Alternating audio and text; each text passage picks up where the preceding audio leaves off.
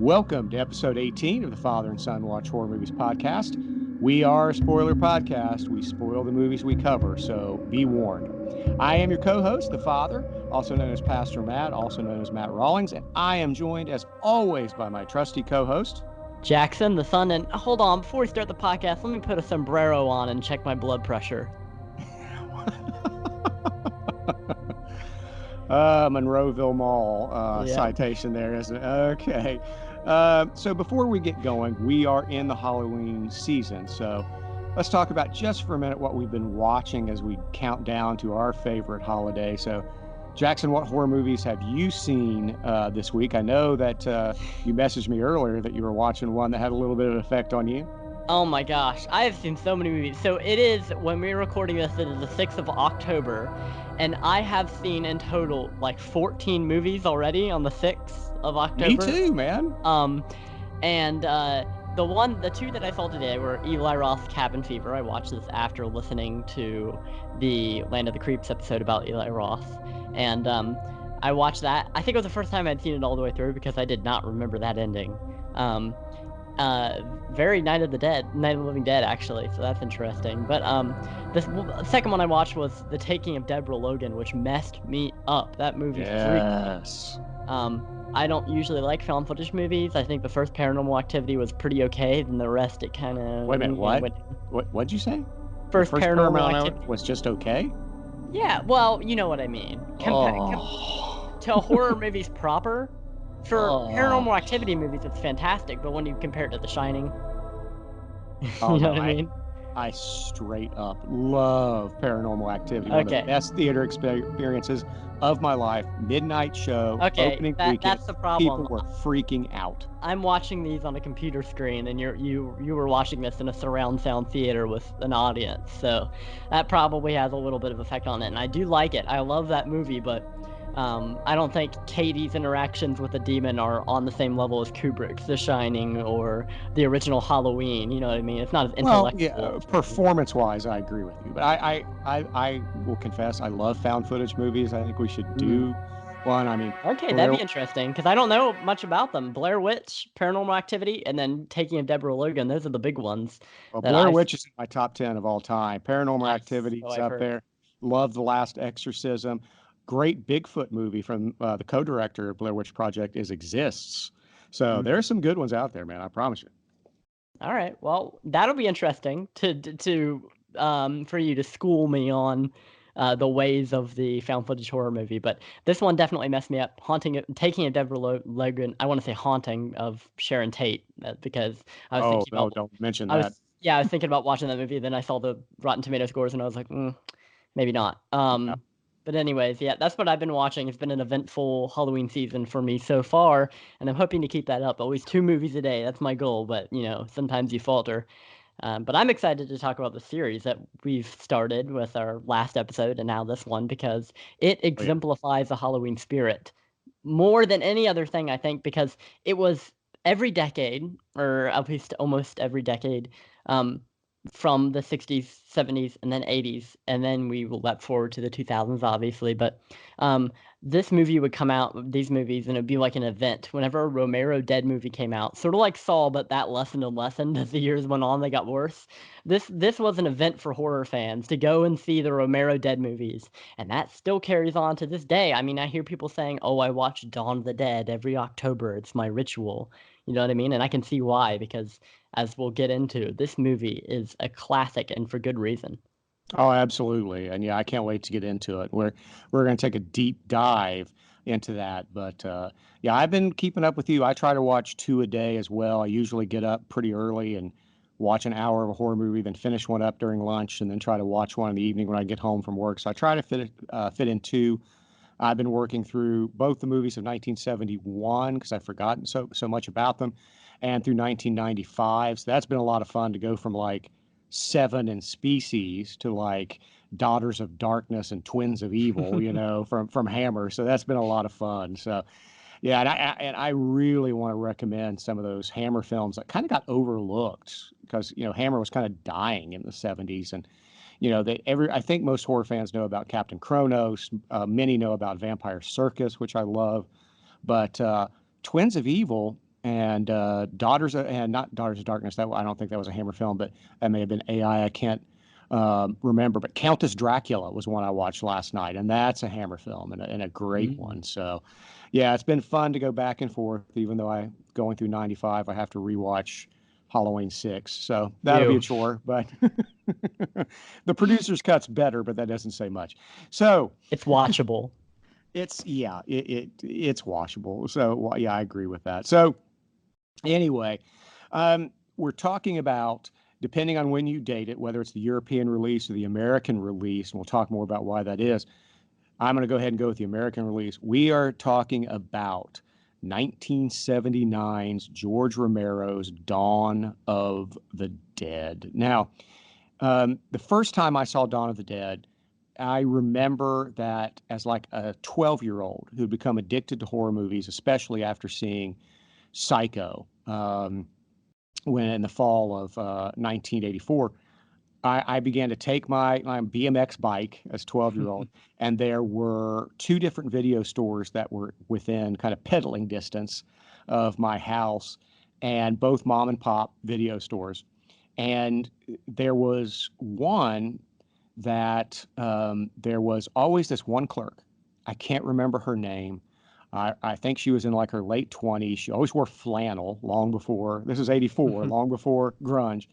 She wore flannel, and she was blonde, and she would let me rent whatever I wanted.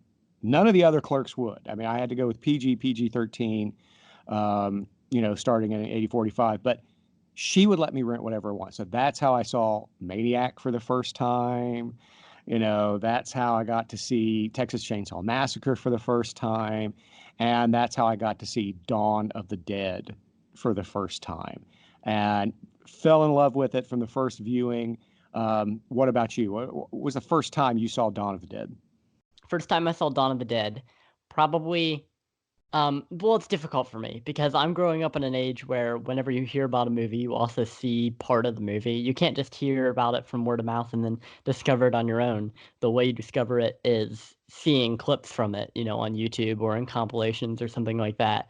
So I had seen bits and pieces of Dawn of the Dead. I had never gone into it with fresh eyes, but first time I sat down and watched it all the way through, probably 2 years ago. Um, and it was a movie that whenever I first watched it, I was thinking, not as good as Night of the Living Dead so far. What's going on? But I needed to give it time because this is a movie that, um, upon first viewing, it seems like, oh, they're doing it again. They're doing a color version of Night of the Living Dead. This time they're flying around in a helicopter instead of being in one location in the house. But then once you continue watching it and they get to the mall, I think that's what everybody thinks of. But they forget that there's a solid 30 minutes before that whole thing takes place. But when I first watched this movie, like I said, wasn't keen on it in the beginning. Watched it as I got to the 45-minute mark. I would say I sat there, felt like 30 seconds after that, from the 45 minutes to the 2 hours, at the end. Felt like 30 seconds, and then I just sat and I thought about it, and I was like, "What just happened?" Because you try to think back on it, and you can see little bits and pieces in your mind, and it doesn't. It feels like it just flashed by your eyes so quickly because everything goes from bad to great to okay to bad to hell to kind of a happy ending. I don't know. What would you consider a happy ending for these movies? I guess Day has the happiest ending, but um yeah, I Well, wasn't we'll talk about the ending because there was a different scripted ending, so we'll talk about sure. that. But it didn't affect me as much as it does now because I was watching it like, oh, this is a stupid zombie movie. I didn't recognize the true genius that this is a Romero Dead movie. This is the grandpappy of zombie movie. If Night of the Living Dead is like the first originator of it, this is what perfected it and what movies would copy after it. Oh, absolutely. And so let's talk a little bit about the background to this. After Night of the Living Dead, of course, we talked last week how Romero basically got screwed because the distributor didn't copyright it correctly. And so Romero, after that, had a series of flops. He tried to do a drama called There's Always Vanilla. It's not very good. You can watch it on Tubi TV if you want, but it's not very good. Then he tried to like straddle horror and drama with a movie called Season of the Witch, which has kind of a feminist, thing running through it. Then he does The Crazies, which I enjoy. I like the remake better, but The Crazies was okay. It didn't do gangbuster business. He does Martin, which I thought was a bold experiment, but also doesn't set the world on fire. So he's trying to figure out what he's going to do next to keep the lights on. He's looking for another project. And a buddy of his was co-owner of the Monroeville Mall, which was one of the first indoor malls to open in North America. And so he got kind of a backstage tour of it. And the owner made the comment that because they were fueled by nuclear power, also that kind of stuff, he said, you could survive a nuclear apocalypse here. And Romero looked at him and said, but could you survive a zombie apocalypse here? And that was the inspiration for Dawn of the Dead. And so he has this inspiration. He's in New York and he meets Dario Argento. Argento wanted to meet Romero, even though Argento barely spoke any English whatsoever. And so he tells Argento, Romero does. Argento was in New York for the premiere of Suspiria, I believe. And so Romero says, I'm thinking about doing a sequel to Night of the Living Dead. Argento immediately replies, come to Rome. I'll get you an apartment. I want you undistracted, write the script. He does, finishes the script in less than 4 weeks. And it was like 3.5 weeks that he cranked it out. Argento got funding for him for it because he was having problems. There are all kinds of theories out there how much it was. The producer says it's actually about 500,000. So what he did with just a few more bucks than Halloween is pretty impressive, right? Mm-hmm. Yeah. And just the fact, I was listening to the commentary track, with Romero and the U.S. version of Dawn of the Dead, and one of the things that even he couldn't believe is that the crew was able to film a zombie movie, a gory zombie movie, after hours in this actual mall. That would never happen today. That would never happen today. And the fact that that mall is still standing and people can migrate to it, like the mecca of, horror movies, you know what I mean? That's crazy that this has been preserved, because if you look back on stuff like the Night of the Living Dead house, the cabin from Evil Dead, none of that stuff is still standing. This is all Right. and this movie was made for such a low budget for explosions and helicopters and gunfights, motorcycles in a mall, 500 zombies coming to tear somebody apart in an elevator. That's terrifying. Like, that's, I mean, not terrifying. That's terrific that filmmakers can make something with that little budget. And Halloween is a great movie, but it's definitely more low key than this. Oh yeah, it was, it's absolutely amazing. So, and we'll talk more about that, the filming in the mall and so forth. You have been there. You were just so young, you don't remember. You were there Right. when you were like 4 years old. I've been there several times. This December, we'll make another trip to that Mecca and check it out. But so while Romero's in Rome, living in this apartment that Argento rented for him in downtown Rome, Romero telegraphed Tom Savini and said, "We're making another movie. Start thinking about ways to kill people." And Savini says he still has that telegraph, and that was it. And so then Romero goes to New York City to cast it, and the casting was almost just coincidental. I mean, the characters who play, was it Roger and Peter, I believe, the two policemen, Ken Foray, and yet Roger. Mm-hmm. And so, and Stephen, I mean, all these guys and Francine, they all come about in a kind of roundabout way. Um, David, I think you pronounce it MG, I'm not sure, who plays Stephen.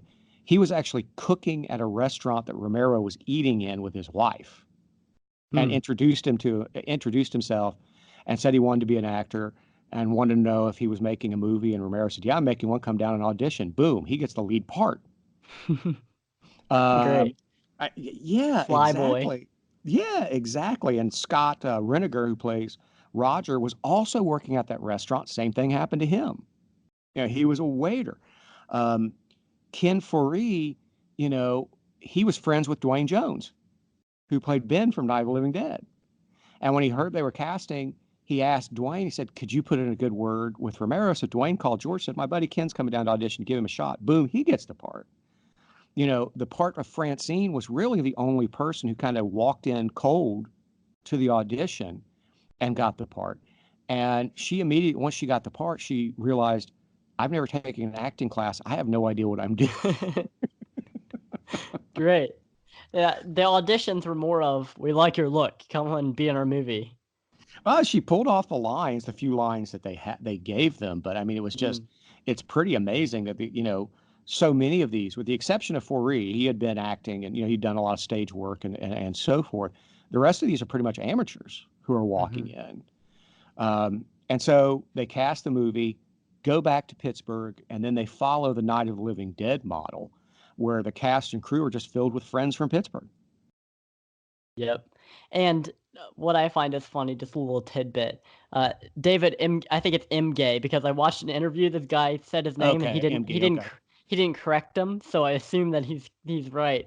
David M. Gay. He went on to not really. You would think that a movie like this would kickstart his career, but in 1990 he was in Basket Case 2, and I don't think that's telling of a I don't know of Yeah, Ken Foree's the only one who went on to a prestigious career Rob afterwards, Zombie right? movies is what I know him from. Yeah, he's done quite a bit, but he had that cameo in the Dawn of the Dead remake. He's done quite. I think his IMDb page is pretty impressive, and he is an impressive actor, and a pretty intimidating guy at 6'5", Yeah. But he really is, I think, I think he's the finest actor in the cast in this movie. Do you disagree? Yeah, no, I wouldn't disagree, and he has the most quotable lines, I would say, too. I mean, he is just like a one-line machine. He can out one-line Freddy Krueger, I would say. Yeah. Well, I never liked Freddy's one-liners, so I'll Ah, agree with you. I well, never the did. first movie has some good ones. Yeah, but those one-liners are more horrific. He turns into kind of a Sure, vaudeville act after a while, and I can't stand that. sure. Okay, but still, So, Ken Foree does a great job with the one-liners. I think that makes this the most. You walk up to somebody, start talking about Dawn of the Dead, and they're immediately gonna start talking, in his voice and doing all the different quotes. You know what I mean?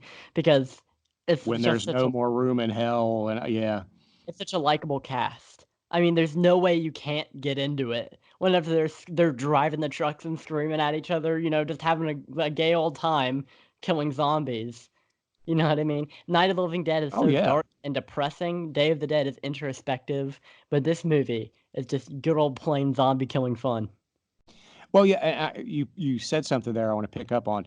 I really do think the chemistry in this cast is really strong, Mhm. and you can tell. I mean, the characters who played, Roger and the two cops. They hung out together. They became good friends. Ken would pick him up. They would ride together to the set. They would hang out together, and so and then David also would just kind of, huddle up with them. And so you can tell these guys really liked each other and really got along. And I agree. I think the chemistry in Night of the Living Dead is more tension, which I understand for that. But this, yeah, that you can really tell that these guys got along. And I think it works for the movie.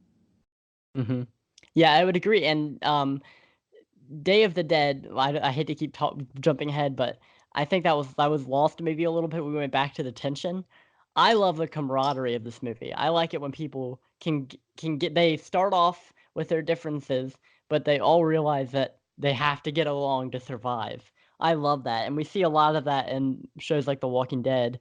But that's the way to go. I think Romero understands that people want to see smart protagonists in a zombie movie. Yeah, I completely agree. And let's give credit where credit is due before we get into filming. The cinematographer, Michael Gornick, I think deserves a lot of credit. There were no steady cams used in this. Oh my gosh. I mean, it was just his muscle and his balance, And even those riding on a golf cart. I mean, and those rigs probably weighed 50 pounds. yeah, it was not easy, and so he did it himself. And yeah, if you look at his IMDb page, I mean, he's produced, he's directed, but the only films he shot were for Romero. He went on to shoot Creepshow, which I love the way Creepshow is shot. Mhm. I really like it, and so I think he did a bang up job here. It's a shame that nobody outside of Pittsburgh gave the guy a shot to be a cinematographer because I I think he did good work. Yeah, and this movie looks professional, and I don't know how you pull that off with how much they were extending themselves on this budget, but I think a lot of that is due to the cinematography and the direction. I mean, this is a well-shot movie. You've got a huge mall, but to really capture the horror of it, you're just looking at a mall with a bunch of people with green faces stumbling around. Like, that's not terrifying unless you shoot it terrifying, you know what I mean? Once you have the added backstory and the way it's all cold and distant, then it becomes eerie and unsettling until you interject life into it with these characters. Yeah, and getting now into the movie itself, I mean, like Night of the Living Dead, it doesn't mess around long, right? There's not a big, it jumps right into the horror. I mean, you pretty much go right into that tenement scene, which is intense. Mhm. It's what you wanna see. Nobody like I said before, nobody wants to sit in a zombie movie and have at the beginning, a 40-minute discussion of the ethics of killing zombies. What if there's humans in there? That comes later because that's what the zombie movies are great at, as a vehicle for discussion, but what people gets butts and seats, as I said last episode, is action. Yeah, and when they do have exposition, like I love when they do have exposition, like the interview in the TV station. You've got the talk show host talking with an African American leader who is in complete denial and refuses to believe with any level of certainty that the dead are actually rising because he doesn't trust the powers that be. He doesn't trust kind of white people in charge. And then, we get the tenement scene with the racist cops. And Mhm. it's kind of ironic there, right? So when we see the racist cops, you're like, yeah, I don't blame the guy for not trusting. But on the other hand, it's pretty much as plain as the nose on your face that that is what's happening. Right. Yeah. And so it goes into that. And I like that, it kind of brings things. What do you think of this? I think it brings the racial tension and so forth to the forefront, Mhm. whereas Night of the Living Dead did it more in subtext. Right. Yeah, that's exactly what I was going to get at. This movie is not about subtlety. This is very much okay. You didn't get it. Night of the Living Dead didn't really sink in with you remaining people. Okay, here it is. This is what the zombie apocalypse is really representing. And yeah, um, that's the theme is starting to emerge. People are the problem. People are the downfall of other people. The zombies are just they just happen to be there. It's coincidental. It's like a force of nature, and we see this in like mass destruction and these hurricanes. When people are stranded, more than likely it's because other people have screwed them with like trying to survive themselves. And that's what we see in these movies, and that was a theme that's explored later on in shows like The Walking Dead and later zombie movies. So this started it all. Yeah, and I think they also just took, as we talked last week, I think, Romero just took Dwayne Jones' advice because Dwayne Jones had said he thought that should be put up front in Night of the Living Dead. And, Romero said he thought he was being cool by ignoring it. But here he takes Jones' advice and runs with it. Hmm. Yeah, definitely, and that surprises me that Dwayne Jones wouldn't watch the later Living Dead movies, seeing that this recommendation by him was brought to the forefront, it came to fruition, but he never watched them, so does he even know?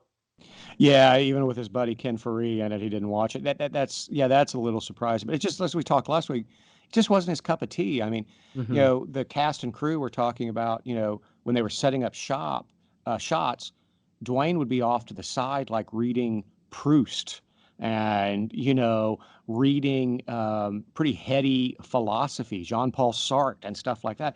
That's just who he was. He was an academic. He did Night of the Living Dead for the paycheck and probably to get a Screen Actors Guild card. He didn't really care about the movie; it wasn't his thing. Mhm. And but it does shock me that he didn't, because Romero took his advice and his buddy was in it, that he denied ever seeing it. That is a little surprising.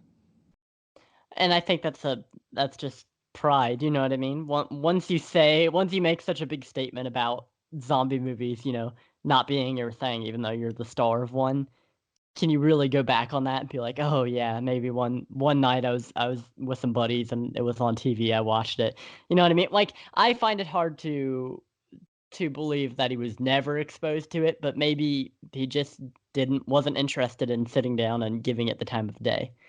Um, but that's that's neither here nor there. I mean, he made his contribution to the series with Night of the Living Dead. I think he's one of the most memorable parts of that movie and of the franchise, perhaps. But if nobody's forcing him to watch those movies, and um, he's already left his mark on history. Yeah, I don't get it either. When I had a buddy when I lived in LA who was on a sitcom, an NBC sitcom. I hated the show, but I watched it just because he was my buddy. But yeah, so be it. Um, During the tenement scene, when we get to the tenement scene, which I think is pretty intense, um, Savini had been tasked with blowing up a head, which had apparently never been done before, and he hadn't done it before. And so when word got around the set that the scene was coming, the entire cast and crew gathered to watch. And Savini was nervous enough. It's like, is this going to work? And then he turns around, he's got a huge audience. They're all gathered around.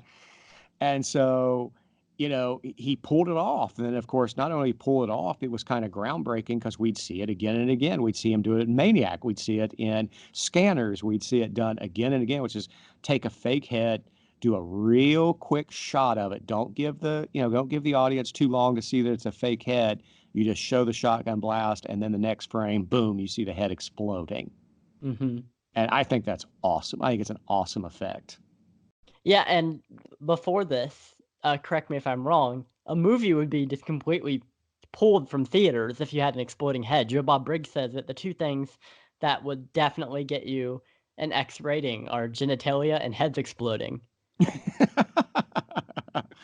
Well, and of course, we'll talk about this later, but they had to release Dawn of the Dead unrated, Mm-hmm. and they couldn't even advertise on network television or in most newspapers because it was unrated, because that was considered basically X-rated, and it was for the violence. So, but And oh, I X-rated love for that scene. violence is a very rare occurrence because usually that has to do with nudity. X-rated or disturbing, uh, like sacrilegious material. Usually that's a very strange thing because we look back at the 70s and there were tons of really bloody movies or that weren't released X-rated. It was usually sexual violence that would warrant an X rating, right? Right. You had those films that continued through the 80s and early 90s that battled with the MPAA because, of course, many of the Friday 13th movies were going to be rated X or NC-17 if they didn't, cut, Right. certain scenes, And all that that's when other the kind of ratings stuff. board started to become more strict. I mean, in the 70s, it was pretty much don't show pornography to our kids, and that was about it.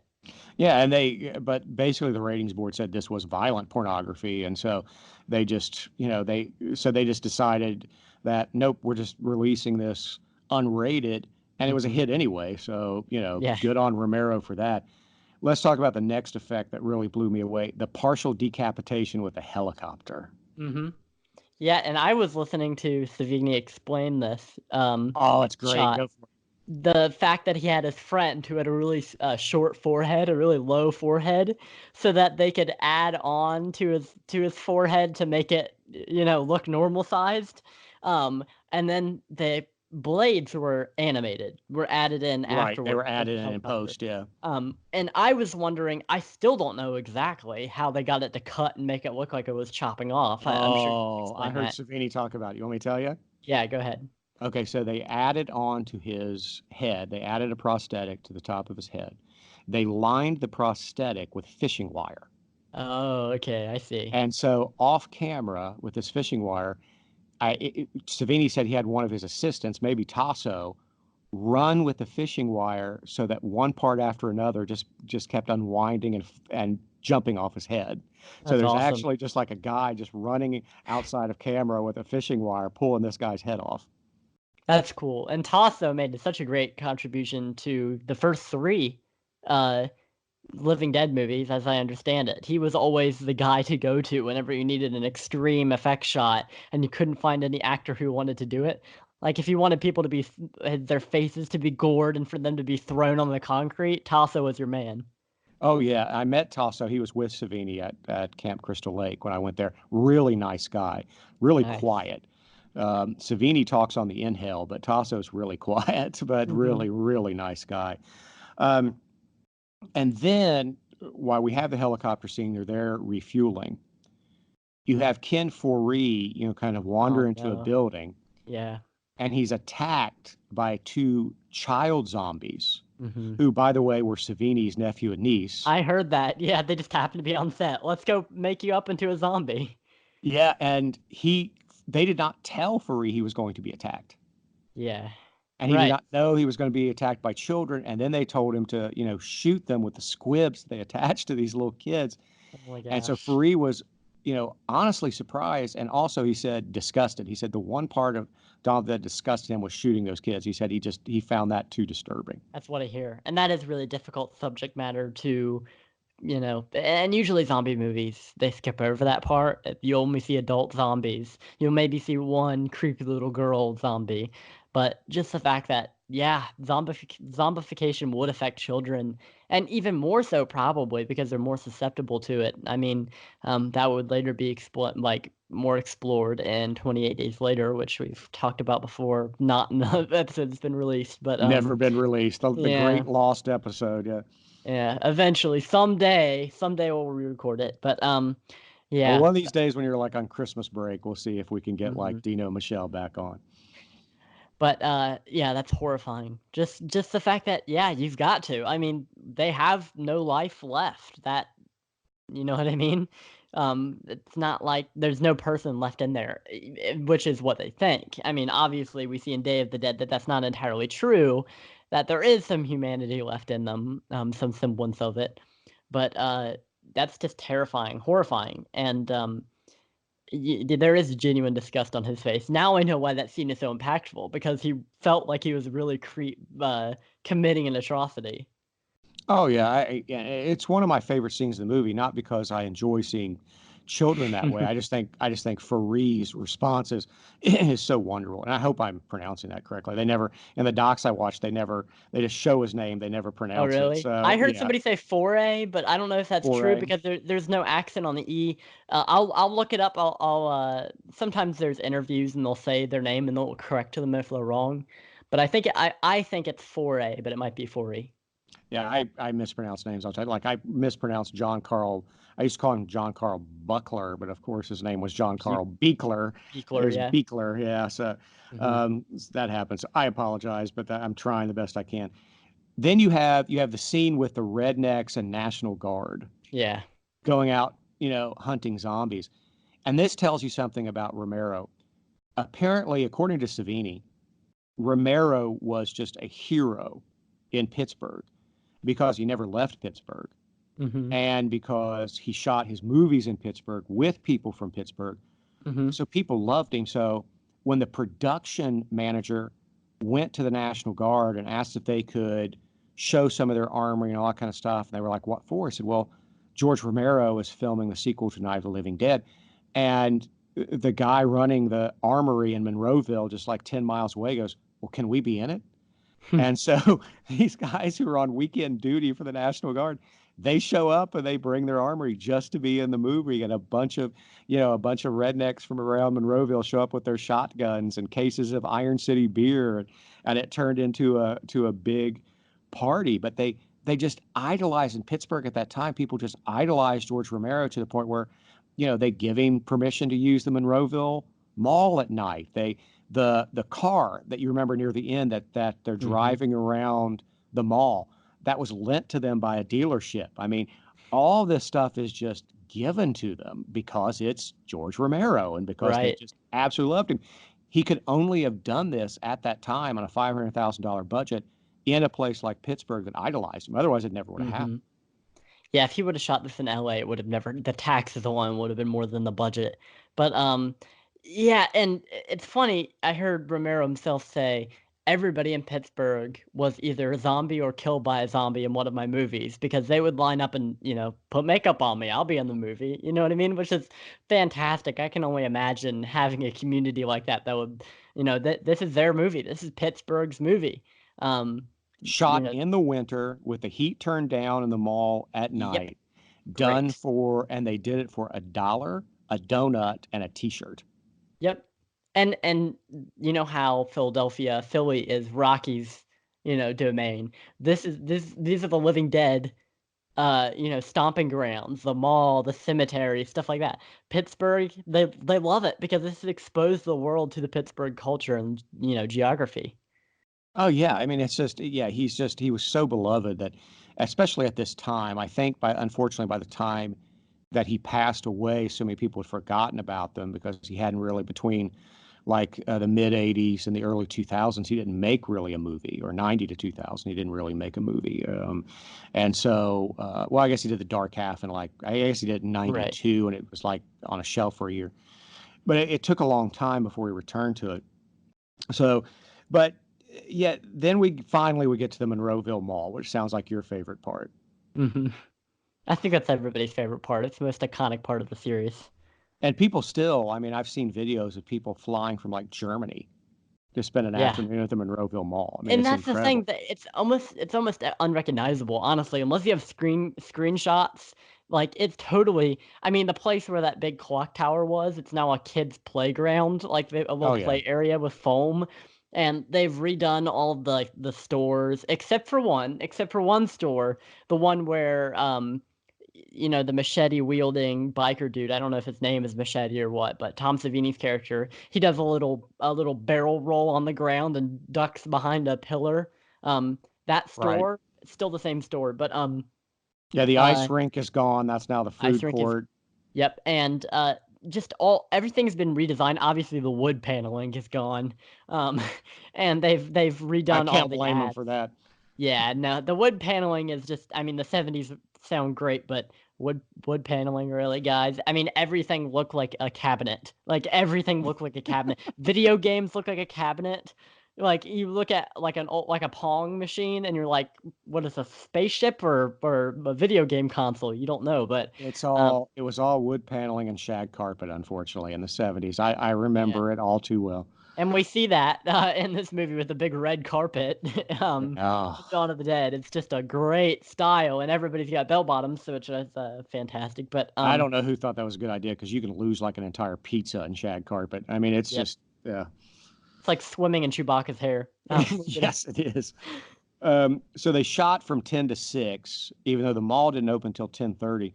They had to stop shooting at 6 because the music would come on at 6 a.m. and nobody knew how to turn it off in the Yeah, I mall. heard that. Yeah. And so, like I said, the heat was turned down. It was freezing. Ken Foray or Foree admits that when he's drinking Jack Daniels, it was real Jack Daniels. He did that to keep from freezing to death. Makes sense. He was so, you know, cold. Um, and so one of the things that would happen also, so you get all the zombies there, you get all these volunteers, and I think Savini had a crew of 8 with him, and it took 3 hours to do one zombie. And you imagine Hmm. how long that would take, how many zombies they had? 3 hours. Yep. I hear it And described as a conveyor belt of death, as the people come in and are turned into zombies.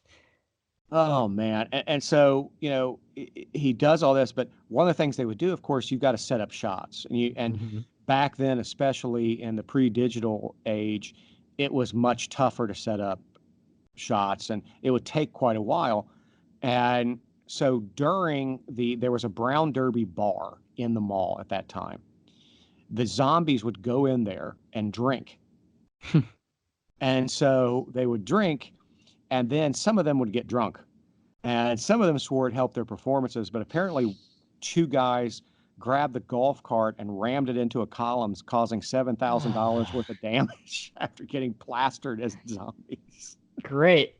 Well, that I feel like that would happen. You got zombies stumbling around. There's a golf cart right there. I mean, why not capture it on film? Production value. You know what I mean? Well, just make sure that when you're making movies, buddy, keep them away from the bar. That's all I'm Sure, trying to tell you. sure. Yeah, and I hear horror stories about that all the time. Oh, it's so cold out, and they would just take shots of whiskey, and that's all it was. And then you watch the movie, and they're like, "So what you say about Jason Voorhees? Who are you talking about?" You know what I mean? And then you're Yeah. like, "Oh, great! So that's why this movie suffered at the box office." The only person I ever saw pull it off was Robert Shaw, who was Three Sheets to the Wind when he did most of the USS Indianapolis speech. Great. Um, Well, I mean, he was in the movie in the script too. He was supposed to be drunk, so I guess it worked for him. Well, he took advantage of the script there. So Yeah.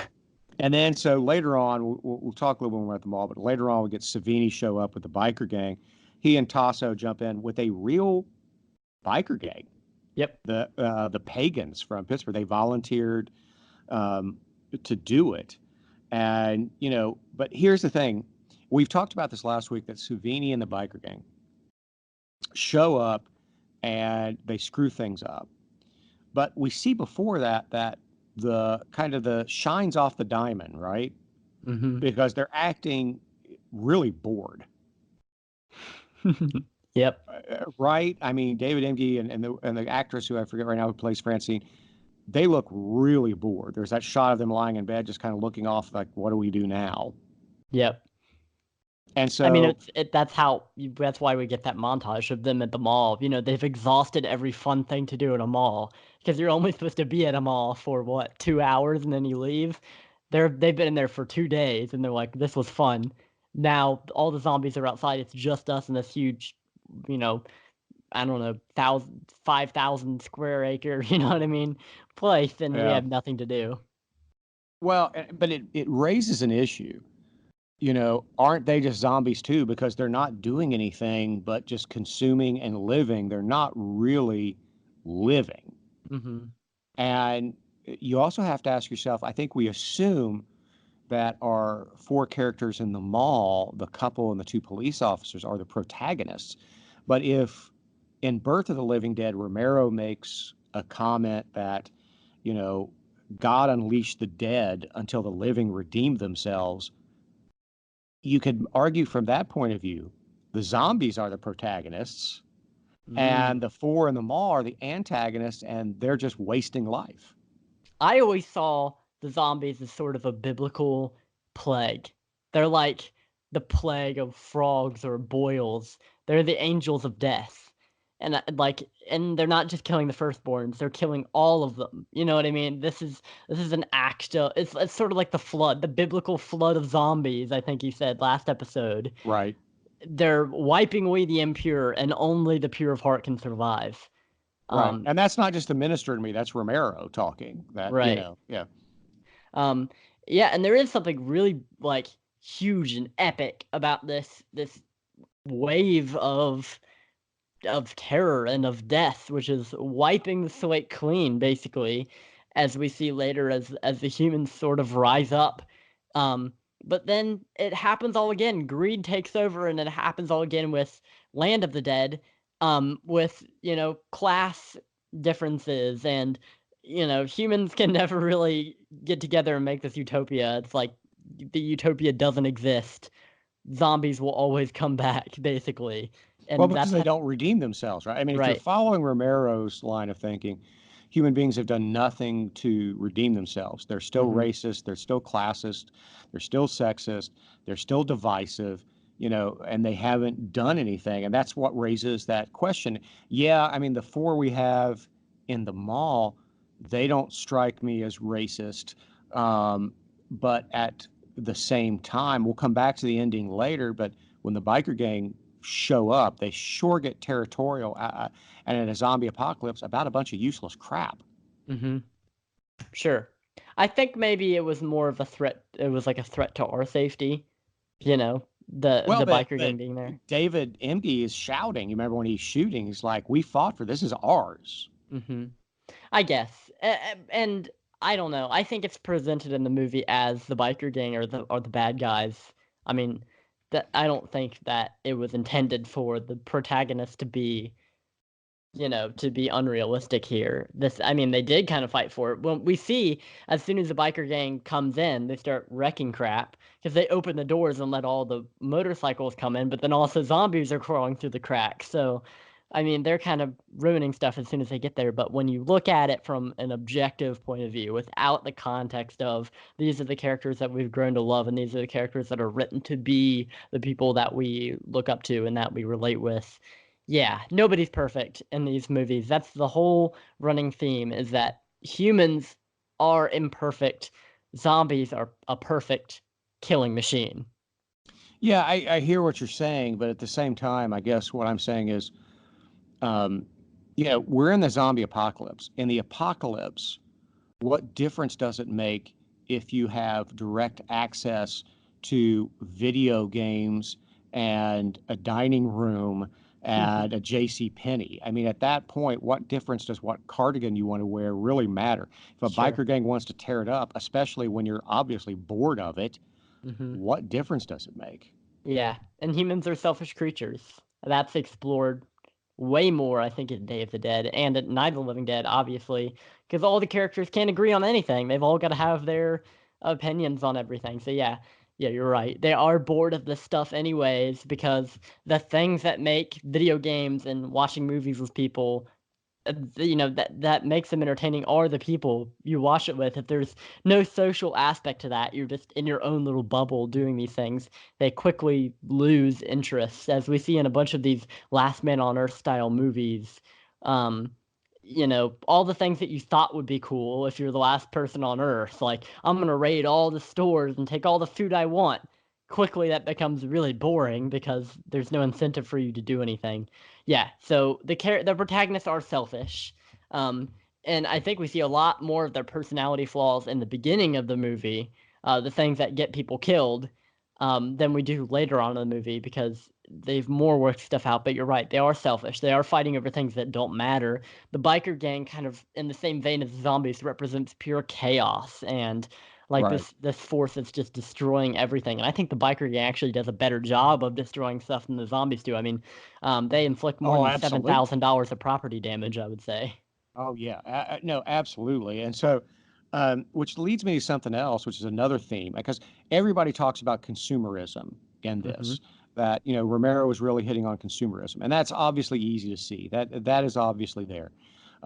Especially that quote when they're talking about why are the zombies coming to a mall? Hmm. There's that quote. Well, this was a special place in their lives. It's that whole Romero made the comment that he was disturbed by a culture where people bought stuff they didn't need with money they didn't have, Hmm. instead of donating it to good causes or doing something with it. Well, I think the four in the mall are doing the same thing. I mean, they're not doing anything but raiding the mall. They're not out there looking for more gas and more survivors. They're not out there looking to make an outpost for more people. They're not trying to bring people together. They're just living like this materialistic dream. Hmm. Yeah, and I wonder if we would have seen an exploration of if the biker gang hadn't come in. I wonder if those characters would have been like, screw it. We're surviving holed up in this mall, but what's the point of it all if we can't share it with other people and sacrifice ourselves to make the world a better place? I wonder if we would have seen that if we had been given the chance, but we never do. And I know No, I think from this. their characters, I think Ken Foray eventually would just take it off. I mean, you could Sure. tell that, especially without his buddy anymore, when he becomes a zombie, I think he's just ready to bail. I mean, he did, he's the one Hmm. yelling at David Emge's character, "Quit shooting! Who cares? Let him have Yep. it." It doesn't matter. He's about the only one that gets it. But there's another theme I want to talk about that I don't think is talked about enough, which is along with consumerism and racism and sexism, there's also the issue of tribalism. Hmm. You've got that where David Emge is trying to lead this fight against the biker gang. The biker gang does is fights back. They see these humans just as much as a threat as the zombies. It's this tribe, and and top of that, Freud talked about, and I'm not a Freudian, but Freud made a point, dividing the ego and the id. You've got Hmm. one part of your personality that is just impulsive and it just thinks about, food, shelter, and reproduction. And that's all it thinks about. It's the animalistic, right? It's that reptilian brain. The other side, you've got this, that, oh, but I want to be seen as a good person. I don't want to offend people. I want to fit in. But when the zombie apocalypse comes and you have these tribes, The id comes out. yeah, it's the ego's gone, right? I mean, Hmm. it's absolutely gone. Now it's just about pleasing your tribe, which I think Dawn of the Dead showcases very well, and I think is pretty applicable to our modern situation in this country, wouldn't you say? Sure. Yeah, and um, that's so crazy to me that a movie made and released in 1978 then 1979 Um, it's crazy to me. The more we look back on these classic movies, I mean, we looked at Night of the Living Dead and we were like, wow, we can draw a lot of comparisons to today's society. And then 78, 79, we can draw even more comparisons. It just speaks to me the fact that history is cyclical. We're supposed to look back on history, learn from our mistakes and not treat people the way that we used to treat people. But we look back at this, and even in 1978, it was very telling of the political culture and the society at that time. Um, and we're looking at it now, 2019, depending on how you look at it, U.S. release date or Europe release date. It's 40 years later. Um, it's just absolutely mind-boggling. And yes, it is very telling of how people treat each other these days, where we're fighting over things that ultimately don't matter. Like you said, the selfish nature of the protagonist. We're fighting over things that we didn't really even care about before it became a fight. You know what I mean? Right. When things aren't contested, we don't really care about them. We don't really think about them. But as soon as somebody else wants to step up to that, everybody's up in arms, and that's both sides of every debate. Oh yeah, and we're just in a position where people just don't talk to each other. I mean, it's just all Mhm. conflict. You know, the left thinks that the right now are barbarians. The right thinks that the left are just trying to launch some kind of coup d'état, and that they don't care about people. And nobody's actually discussing things. We have real needs in this country that aren't being addressed because it's just all this bombastic nonsense by both sides. It just makes me sick. That's one of the reasons now I'm an independent, don't belong to a party, because I just call a pox on both of them right now. But we haven't learned anything. And, you're right. It is cyclical. We've gone through this before, and, here we are again. And it's just amazing how prophetic both Night of the Living Dead and Dawn of the Dead turned out to be. We've seen these rallies, where people just become unhinged, and it's that goodbye ego, hello id, right? It's Yep. just here it is, and because we're it's okay because our tribe will applaud us, and that's all we need. And so, all right. Sorry to get so heavy. I know this is a horror movie podcast, but let's talk about one more thing that's a bummer before we move on. The original ending had, you've got two of our, if you want to call them protagonists, become zombies and are killed. Mm, You've got Francine and Peter left. The original script that Romero wrote, he wanted it just as much as a bummer as Night of the Living Dead. right. He wanted Ken Foray's character Peter to shoot Kill himself in the himself. head, Yeah. and Yeah. Francine to walk into the helicopter blades and be ripped apart. Mhm. And it was Christine Romero, George's wife, who said, "You Mhm. can't do that again. you know, Yeah. you can't do that again. It's just too much of a bummer." Would you now? There's a debate over whether or not even those scenes were shot.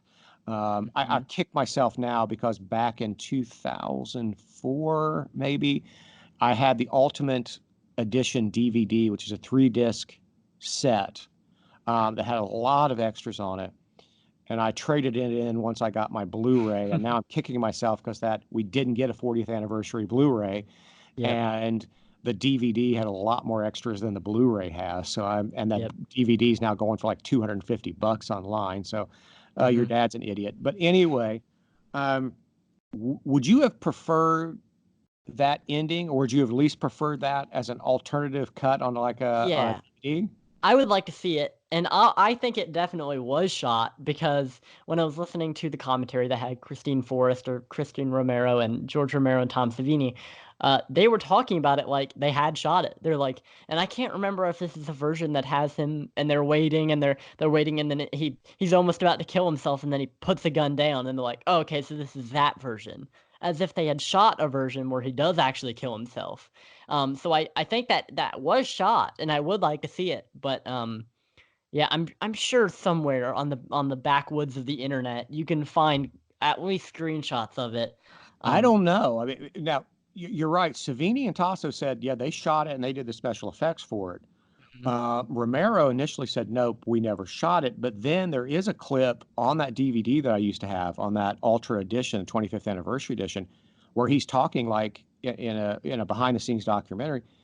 where he's talking like he did shoot it. Yep. And like I said, they were waiting for it. They were thinking that it would be this version because the version I watched with the commentary, it was like a weird amalgamation of US and Europe versions where Mm. it didn't have the Goblin soundtrack, but it also did have a lot of the European stuff in it. It was kind of strange. Uh, but they were waiting. They were waiting for that scene because they didn't know which version it would be. They went quiet for a second. They were murmuring like, "Oh, okay, I guess it's the scene. Let's see which version it is." And then he puts the gun down. And they're like, "Okay, so we know it's some weird version that doesn't have that in it." So it definitely was shot. I don't know that it was ever actually edited into the movie. It might just exist as its own little, envelope of film somewhere. But Or it I might have would been love to see it. lost, like, all the Friday 13th I footage. would I hate mean, that. I would I would hate that. too.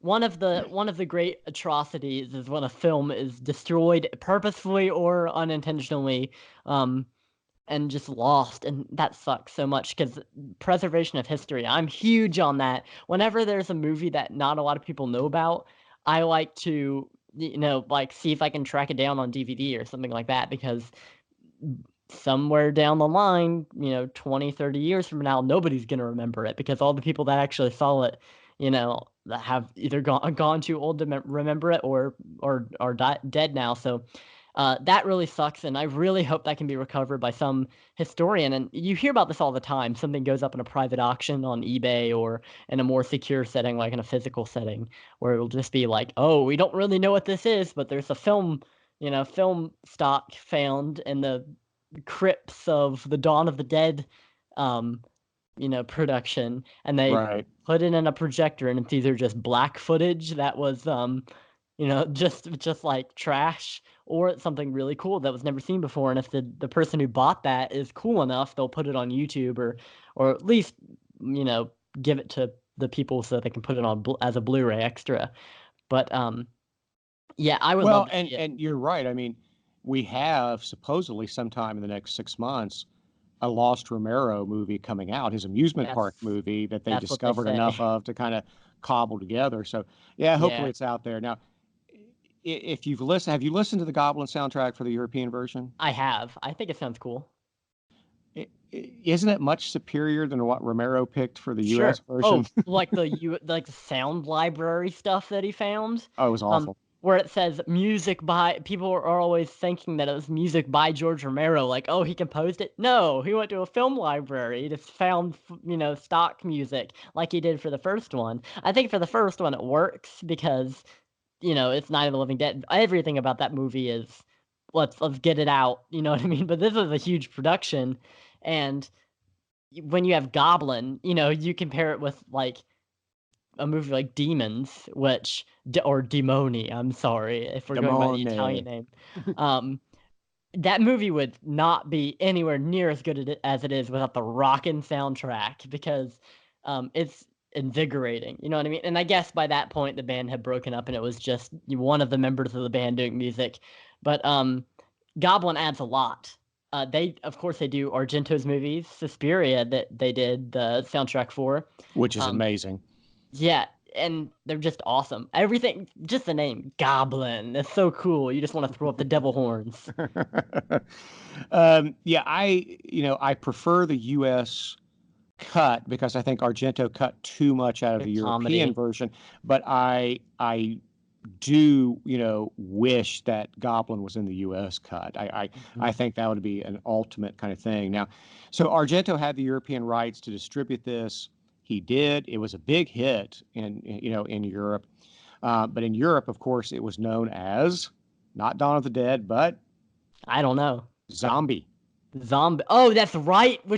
And then Zombie 2 came out and everybody That's was how confused. Yeah, that's how Fulci was able to release Zombie a Zombie Oh, 2. I've heard about that. The Zombie 2, which is not really a sequel to anything. It's just a movie called No. Zombie 2, and then they made Zombie 3 and Zombie 4, then they made Zombie 1, which is confusing in itself. But yeah, And you can stop at Zombie 2, by the way. I have heard that now. I've never seen Zombie 2. I've just seen the poster with that decaying corpse on the front. Oh, Um, you need to see it. It's a ridiculous movie. I agree with Dr. Walking Dead when he talked about on HMP. It's a lesser movie. It doesn't have the production value of any of the Romero movies or Return of the Living Dead. but it is fun, and it's got a couple scenes that are so iconic. You just have to see it. And I have it on Blu-ray, so when you're home, we'll need to watch it. Uh, Nice. Okay. um, so that being said, there were a couple things other than the soundtrack that I do have a problem with in Mm-hmm. Dawn. These are just nitpicks because I do love this movie. Um, and Tom Savini has admitted, and when I was at Camp Crystal Lake, I was lucky enough to sit at the table where Savini was having lunch with Tasso, and people were talking and asking him questions, and he was very kind to respond to all of them, and one of them asked something like, are there any effects that you regret? He said he only regretted two that he really regretted. One was having Tasso's hands as Mrs. Voorhees in Friday the 13th, his hairy hands. And he picked up Tasso's hand when he said that and said, look at these, they're still hairy. But the big one was making the zombies gray, not Yeah. realizing that they would come off as blue and green. He said he still cringes when he sees the zombies in Dawn of the Dead. And I have to agree with him on that. Don't you? Mm-hmm. Yeah. That it used to freak me out. Like I didn't know what was going on with the green blue zombies. But it has a charm to it, and I think the movie would be very different if we had realistic looking zombies like we do in Day of the Dead and Land of the Dead. If we had that zombie that we know now, even The Walking Dead with the creepy decaying corpse look. Back then, it was just regular people, cross-eyed with blue makeup on their gray, bluish, greenish makeup, depending on the light and the location they were in. I think it has a charm to it. Especially, I think of that scene when the elevator opens, Flyboy's in the elevator, and you've just got a crowd of blue zombies just standing there. I don't know Right. why, but I think that's really funny. Um, but they definitely look better in later entries. I mean, they look better in Night of the Living Dead because it's black and white. You can't tell what color they are. In colorized versions of Night of the Living Dead, they made them green, like they were in, Uh, like they looked in Dawn of the Dead. But yeah, I definitely think that Day of the Dead had the right approach. Give them their regular skin colors.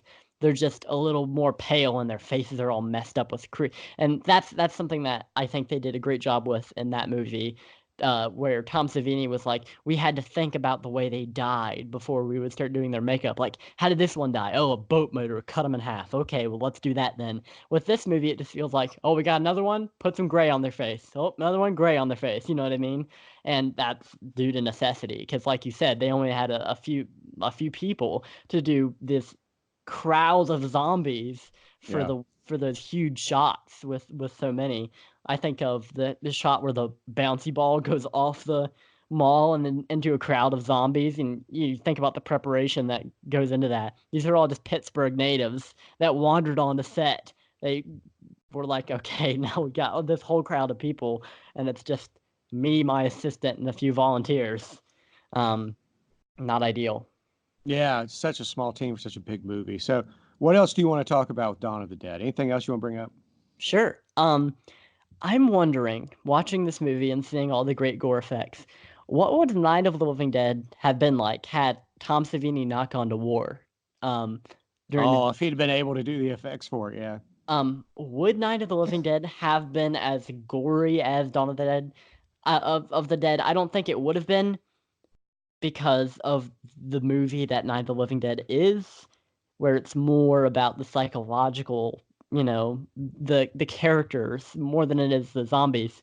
Um, but I'm wondering if Savini had been there and his expertise in the gore effects had been there during that filming, would Night of the Living Dead be a schlocky zombie movie instead of the psychological horror movie that we know now? Do you think it could have been a very different series had it started off as gory as it was in Dawn? I'm not sure because one, Savini was so young and had, he was a theater guy. And so Sure. he was experimenting with theater effects then. So I'm not so sure it would have been much gorier. It was years and years before Savini became a head, effects guy. I think the first time his chief effects job when he wasn't just assistant, like he was assistant on like Bob Clark's Death Dream. Mhm. when he got out of the army. But I think it was Martin was the first time he, really was in charge of effects. So I think he was so young. I'm not sure he would have been as brash after, because he spent basically, 4 or 5 years working in theater and movies before he did Dawn of the Dead. So I think that experience really helped him. So I'm not sure he would have been as bold. And plus he didn't know Romero as well. He knew him, but he didn't know him well.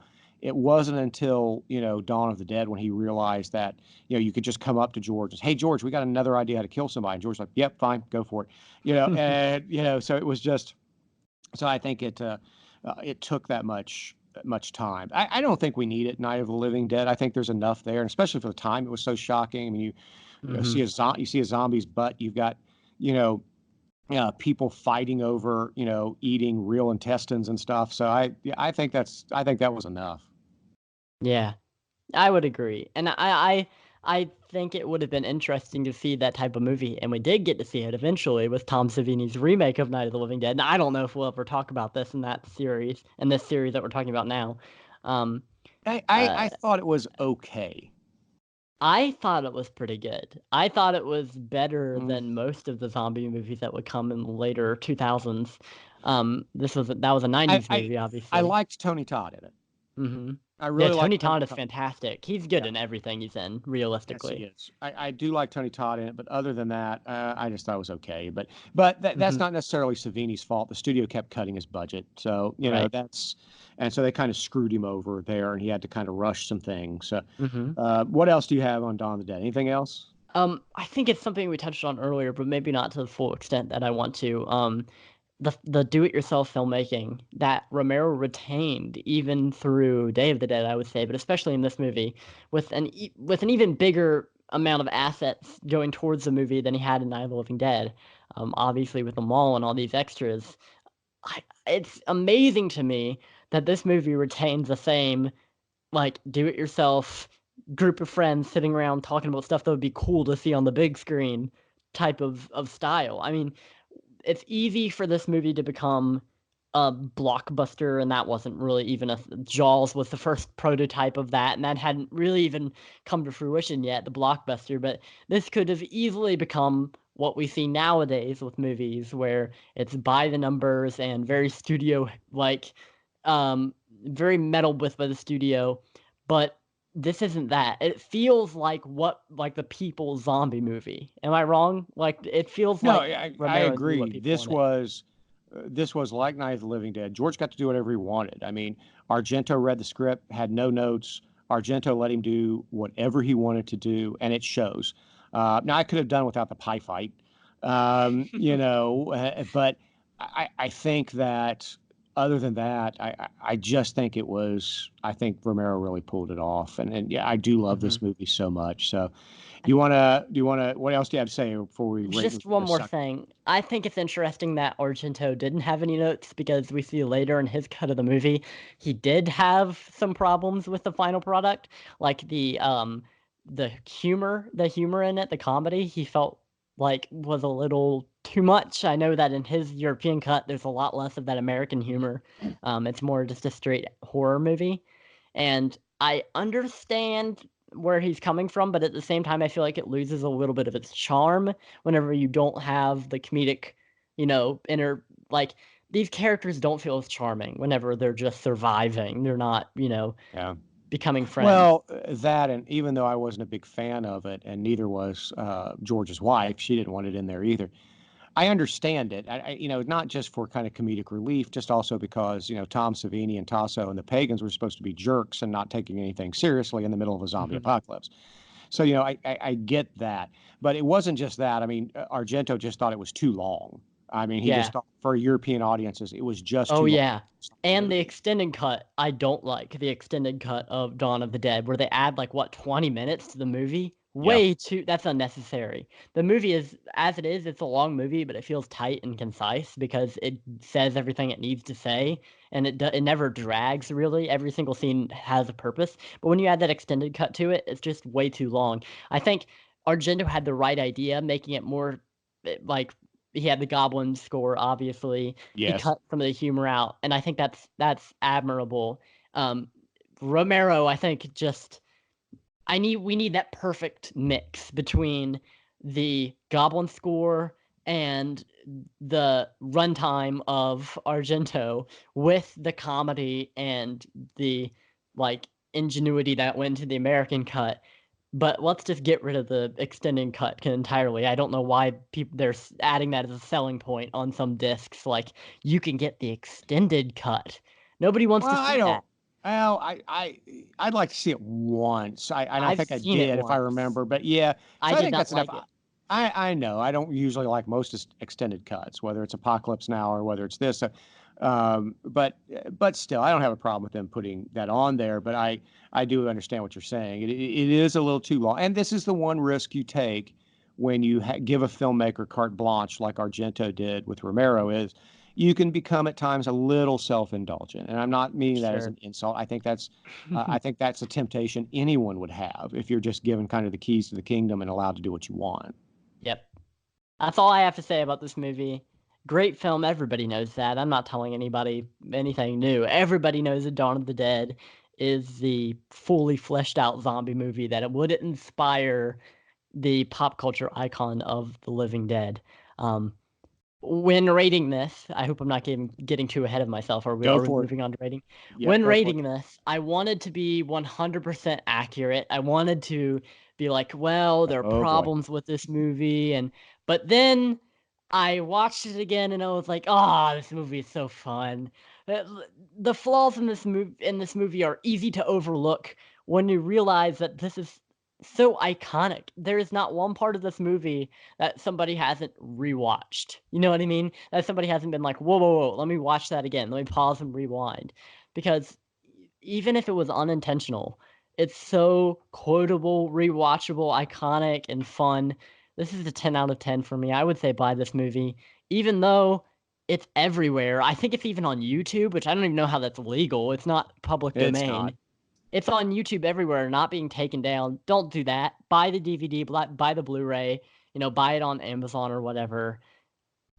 I mean, Romero's estate, they deserve it, right? I mean, Oh, absolutely. he poured his heart and soul into it. This is his child. Um, watch this movie, buy this movie. 10 out of 10, Dawn of the Dead. I love it. And this was the first movie Romero actually made real money off of, so God bless Mm-hmm. him. So, but I agree with that. I have the Blu-ray, but I would actually say if you're ever lucky enough to stumble across the Ultimate Edition DVD from 2004 and it's not $250, Mail it if to you us. yeah, please, if you find it like a pawn store or you find it like a someplace in a bin, buy it because it is well worth it. And I deeply regret getting rid of mine when I got the Blu-ray. So for me, it's a 10 out of 10 as well. You have to own it, and it's on my honorable mentions of favorite horror movies of all time. It was in my It's top on, 10 list for a long yeah, time. it's on my top 10 list currently. So, Yeah, it was movies like Get Out and Scream that edged it out just barely, and Scream just because I think it's so much fun and because I loved it because it revitalized horror in the 90s. mm-hmm. Uh, just barely edged it out. So it's right there like 11 or 12. Dawn I of the think Dead is. I think this is wow, this is number 10 actually on my list. So this barely made it. But I mean, this would have been a strong honorable mention even if it was on there. Everybody knows this movie. I think on Letterboxd it's at what, a 4 out of 5, which is super rare. Like even the Right. best movies like Jaws, you'll see on Letterboxd isn't at a 4. I think it's at a 3 something. But Those people should be banned from Letterbox. Anybody yeah, goes, because, non-horror fans will go on there and be like, "It was fine, 2.5 out of 5," you know what I mean, and bring down the average. But uh, this movie appeals to everybody. Obviously, I'm seeing activity from my friends that it's advertising. It's all 4 out of 5 or 5 out of 5. So, that should tell you that this movie is worth buying. absolutely. And if you want to learn more, there are a couple of decent documentaries out there. As you know, most horror documentaries are just talking heads document. They're just people being interviewed. And these are no different, but they are fun because they do kind of dig in deep. Document of the Dead, which is on Shudder, and The Dead Will Walk, which I found on YouTube and I used to have on my Ultimate Edition 25th anniversary DVD. Bad times. Yeah, I know. So That's all we have for this go around. Next week, God willing, we will cover Day of the Dead. So please join us as we continue our run through Romero's Dead movies on our way to Halloween. We would love if you would subscribe, rate, and review this podcast if you enjoyed it, and we would appreciate a 5-star review. You can also find the podcast on Twitter and YouTube, thanks to Jackson. And you can check out our website, fatherandsonwatchhorror.com, where we have blogs, and you can get the podcast there. Of course, you can also find it on Google Play, Stitcher, Spotify, as well as iTunes. We also have a closed Facebook group. All you have to do is send me a friend request on Facebook. Got those confused. And let me know what you want. I'll add you to that group. I'll accept it. And so, all that being said, Jackson, where can they find you on the socials? On Letterboxd, I'm at Kane Hero. That's Kaine Hero. There's no spaces there. But on Twitter, I'm at Kane_Hero12 with an underscore. Obviously, I said that. But you can find my YouTube channel linked in both of those websites. Haven't been posting to it much, but I have plans for the Father and Son Watch Horror Movies YouTube channel, which is linked on the Twitter. And I'm going to be doing video reviews. Right now, I have 5 pages written for a Puppet Master series review, and I've only written the reviews for 2 of the movies. So 5 pages, 2 movies. When you get through 3, you can quit. Yeah, that's what I had done before. I saw 1 through 3 and then Littlest Reich, and I think I'm going to have to do it. I think I'm going to have to see them all to make this a completionist thing. So be on the lookout for that. You are the person who watched all of the Children of the Corn sequels, so. Yes, and I don't regret it, but I probably shouldn't have watched them again. Oh. Well, oh man, you can find me at Pastor Matt R on Twitter and also on Letterboxd. So that's all for now, but tune in next week as we continue our look at the great dead films from the late, great George A. Romero. So say goodbye to the good people, Jackson. Goodbye, and remember, we don't like people that don't share. All right, so remember, folks, the family that watches horror together stays together. Have a great Halloween season. See you soon.